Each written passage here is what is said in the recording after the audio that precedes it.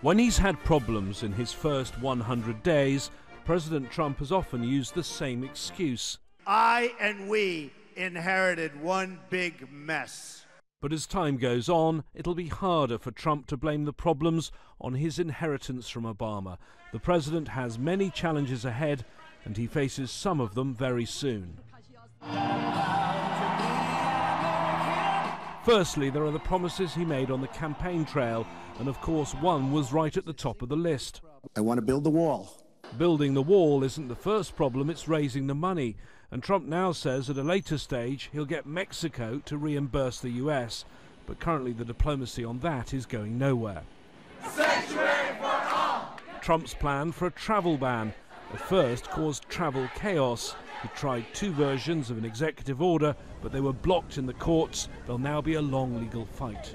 Then there's healthcare. His first plan to repeal and replace Obamacare, please vote no, was rejected by many in his own party. A new proposal could be tabled as early as next week, but it's far from certain to pass. Healthcare is not the only place where Trump faces problems on Capitol Hill. There's also his controversial budget plan with proposals for huge increases in spending on military hardware, while money for the foreign aid budget and the UN will be slashed. This is also an administration that will remain under constant scrutiny. Allegations of possible collusion between members of the Trump team and Russia are now being investigated by congressional committees and by the FBI.